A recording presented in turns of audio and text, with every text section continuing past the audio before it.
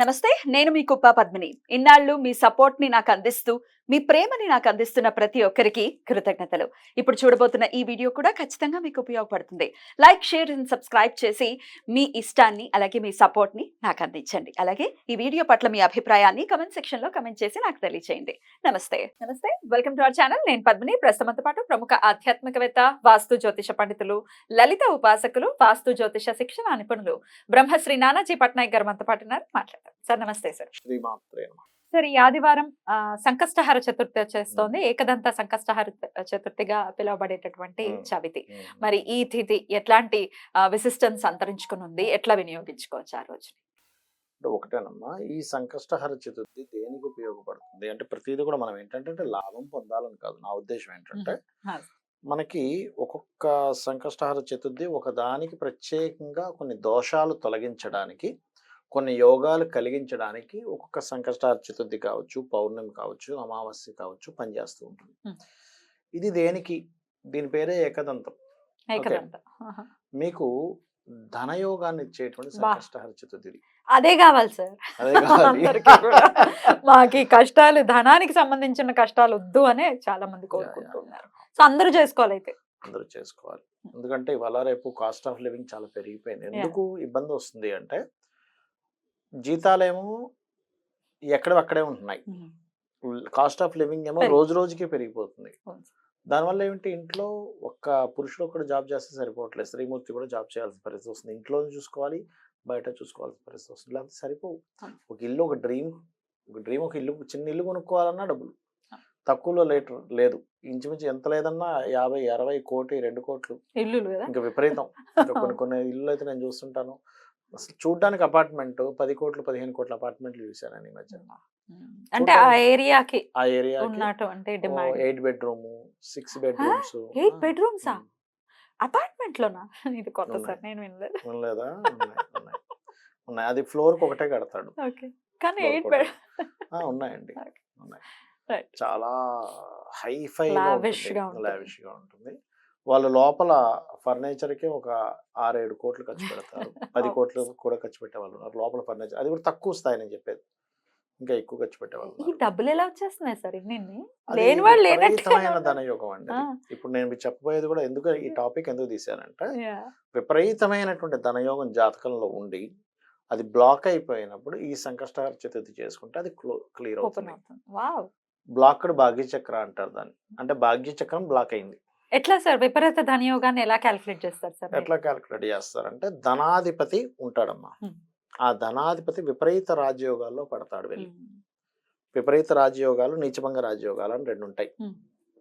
నీచభంగ రాజయోగం అంటే నీచపడిన గ్రహం ఇంకొక ఉచ్చ గ్రహంతో కానీ, లేదా ఆ రాస్యాధిపతి ఉచ్చ స్థానంలో ఉండడం కానీ, లేదా ఇంకొక నీచగ్రహం చూడబడడం వల్ల నీచభంగం జరుగుతుంది.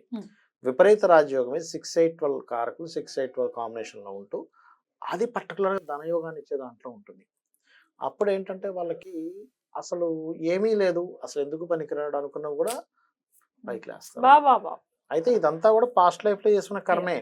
అంటే పాస్ట్ లైఫ్ లో అతని దగ్గర ఉన్నది మొత్తం ఏదో ఊరికో లేకపోతే దేనికో కావాలనుకున్నప్పుడు దారాదత్తం చేయగలుగుతాడు. అంటే సడన్ గా నువ్వు వదిలేయగలిగావు అందరి మంచి కోసం అని, సడన్ గా నీకు వస్తుంది కర్మ. సింపుల్.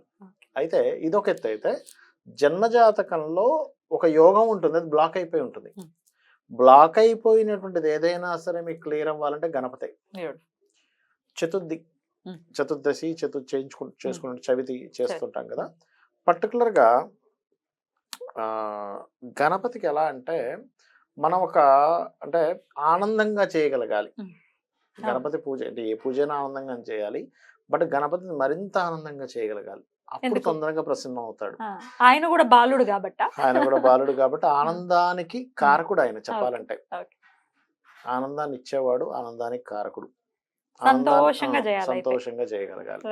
అందుకే చూడండి, మనకి అందరూ అనుకుంటుంటారు ఏమిటి గణపతి పెట్టినప్పుడు పిల్లలందరూ డాన్సులు చేస్తారు, డబ్బులు కొట్టుకుంటూ తీసుకెళ్తారు ఎందుకు అనుకుంటాం. నార్మల్ గా తీసుకెళ్లి మనం నిమజ్జనం చేయొచ్చు కదా అనుకుంటాం. కాదు, కోలాహలం ఉండాలి. ఆయనకు ఆనందం కోసమే వీళ్ళు చేస్తారు. డప్పులు కొట్టుకుంటూ, డాన్సులు చేసుకుంటూ. ఎందుకంటే ఆయన ఆనందిస్తాడనమాట. అది యాక్చువల్ రీజన్. పెద్దవాళ్ళకి కూడా భలే ఇష్టం వినాయక చవితి అంటే. ఆనందంగానే చేసుకుంటాం. ఆనందంగా చేసుకుంటాం. విగ్రహం తెచ్చుకోవడం దగ్గర నుంచి అద్భుతం అసలు. ఎందుకంటే ఆ. మనకి సమస్యలు కాదు, దేవతలకు కూడా ఏదైనా ఆటంకం జరిగితే గణపతినే పూజించాలి అని చెప్పి చెప్తుంది శాస్త్రం. ఎందుకంటే లలితాసహస్రనామాల్లో చాలా స్పష్టంగా ఉంది. బండాసుడి యొక్క తమ్ముడు ఆయన విఘ్నశిలా యంత్రాన్ని వేసినప్పుడు పార్వతీదేవి అమ్మవారు, లలిత అమ్మవారు ఎవరైతే ఉన్నారో విఘ్నేశ్వరుడిని పిలుస్తుంది. కామేశ్వర ముఖాలోక కల్పిత శ్రీ గణేశ్వర. అమ్మ ఏం చేయాలంటే అక్కడ ఎవడో ఏదో పెట్టేది తీయ అంటుంది. అక్కడ అంతమంది దేవతలు ఉన్నారుగా, వినాయకుడిని ఎందుకు పిలిచింది అనేది మనం అర్థం చేసుకోగలగాలి. అయితే ఈ రోజు పర్టికులర్ గా తీపి పదార్థాన్ని, ఏదైనా ఒక తీపి పదార్థాన్ని మీరు తయారు చేసి గణపతికి నైవేద్యంగా పెట్టి దాన్ని నలుగురికి పంచిపెట్టండి. ఒకటి. రెండవది, ఎప్పుడైనా గణపతి ప్రసన్నం అవ్వాలి మీకు బాగా అంటే గరికతోనే పూజించాలి. గరికతో మీరు కనుక పూజించగలిగితే దానికి ఉన్నటువంటిది ఏమిటి అంటే, మన జన్మజాతకంలో సర్వసాధారణంగా ఎందుకు బ్లాక్డ్ భాగ్యచక్ర రాశి అవుతాయి అంటే కేతువు వల్ల అవుతుంది. కేతువుకి అధిష్టాన దేవత ఈజ్ గణపతి. ఓకే. అలాగే ఇంకా ఎక్కువ కేతు ప్రభావం మరింత ఎక్కువగా ఉందండి, మాకు అన్ని బ్లాక్ అయిపోయాయి అంటూ ఉంటారు కొంతమంది. ఇందాక జస్ట్ కొంచెం గ్యాప్ వచ్చి నేను ఒక కాల్ మాట్లాడుతాను చూసారా, అతని జాతకంలో కూడా ఏంటంటే బ్లాక్ అయిపోయింది. బ్లాక్డ్ చక్రం మీకు వినిపిస్తా కావాలంటే ఎప్పుడైనా, అది పర్టికులర్గా కేతు ద్వారా ఇరుక్కుపోయింది. అందుకే ఏమంటే మీరు బ్లాక్ అయిపోయారు అని చెప్పి అవును సార్ నేను మొత్తం బ్లాక్ అయిపోయింది పరిస్థితి అన్నాడు. అప్పుడు అలాంటప్పుడు ఏంటి, సర్ప సంబంధించినటువంటి సర్ప సూక్తం చదువుకోవడము, రాహుకేతువుల దగ్గర దీపారాధన రెగ్యులర్గా చేస్తుండాలి. అండ్ నాగ ప్రతిష్ఠ చేయించుకోవడము లేదా కాళహస్తికి వెళ్ళడం కాస్త రెగ్యులర్గా చేస్తూ ఉంటే బ్లాక్ అయిపోయినటువంటి విషయాలు ముందుకు కదులుతాయి. అంటే వాటితో పాటు ఈ గణపతి కూడా రెగ్యులర్గా చేయాలి. చేసినప్పుడు క్లియర్ అవుతుంది. అయితే ఈ సంకష్టహార చతుర్థి నాడు మీరు కనుక గమనించినట్లయితే కూడా రవిచంద్రుల డిస్టెన్స్ని బట్టే మనం తిథి నిర్ధారణ చేస్తాం. రవి ఒక రాశిలో అంటే వృషభంలో ఉన్నాడు ప్రజెంట్ ఇప్పుడు. అంటే అదొక ధన సంబంధించిన స్థానం. అది వృషభం అనేది న్యాచురల్ సెకండ్ హౌస్. ఈ చంద్రుడు ధనస్సులో ఉన్నాడు. ధనస్సు కూడా ధన సంబంధించిన రాశి అది కూడా.